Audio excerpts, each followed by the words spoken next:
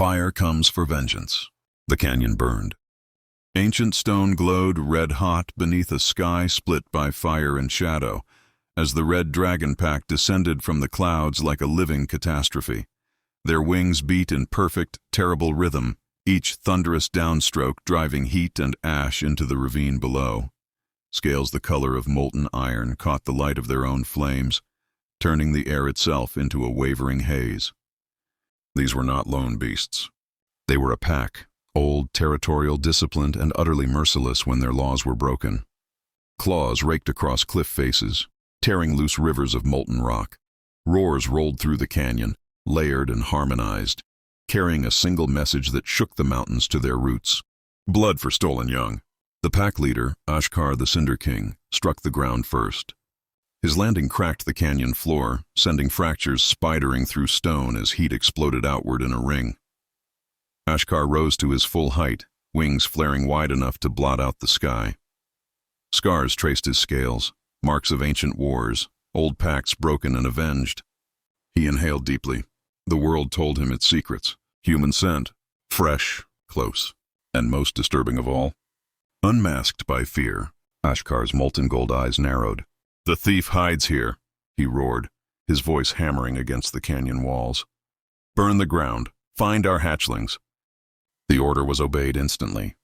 Flames erupted from a dozen dragon throats, rolling across the canyon floor like a living tide.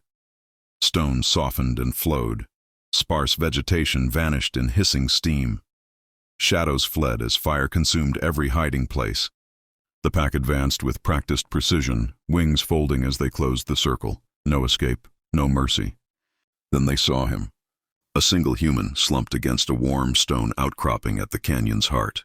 He was small, fragile, barely conscious. His clothes were scorched black, skin blistered and raw from exposure to dragon fire. Soot streaked his face, yet he did not flee. He did not even stir as the red dragon pack loomed over him. Ashkar reared back, chest plates separating as fire gathered deep within him, hotter, brighter, more focused than any breath meant to scour a battlefield. The human was about to die, and then Ashkar froze. All of them did. Across the human's chest, nestled into the hollow of his collarbones and tucked beneath his chin, lay 3 red dragon hatchlings. Their scales were still soft, their ember glow faint and gentle. Tiny claws curled into the fabric of the human's ruined clothing. One hatchling's snout was buried beneath the human's jaw, soot-smudged and content. Another twitched in its sleep, tail flicking lazily, a spark dancing at its tip before dimming again. They were warm. They were breathing. They were safe. And they were asleep. No restraints, no chains, no fear, only the steady rise and fall of a human chest beneath them. The fire in Ashkar's throat guttered. Around him, the red dragon pack hovered in stunned silence, wings slowing, flames dying back to embers. No roar followed, no command came. The canyon moments ago, a furnace of vengeance, fell utterly still. For the first time in living memory, fire waited. The fire that chose mercy. The red dragon pack descended to the canyon floor in stunned stillness. Massive bodies settled among cooling stone and drifting ash, claws folding inward, wings lowering with care. No flames spilled from their throats. No dominance roars shook the air. Only the quiet crackle of rock cooling after near destruction broke the silence. Fire, patient, ancient fire, waited. Ashkar the Cinder King stepped forward. Each movement was deliberate now, controlled with a precision that would have seemed impossible moments earlier. The ground trembled faintly beneath his weight as he lowered his massive head, until one molten gold eye hovered mere inches from the human's face. The heat alone should have blistered flesh, yet Ashkar held it back. The human stirred, brow creasing as consciousness returned. He inhaled sharply, then froze as awareness crashed in. Surrounded, encircled, watched by living infernos. Still, he did not scream. "Easy," the human whispered hoarsely, barely moving his lips. "You'll wake them." The words rippled through the pack like a shockwave. Several dragons drew back instinctively. One exhaled a thin ribbon of smoke in disbelief.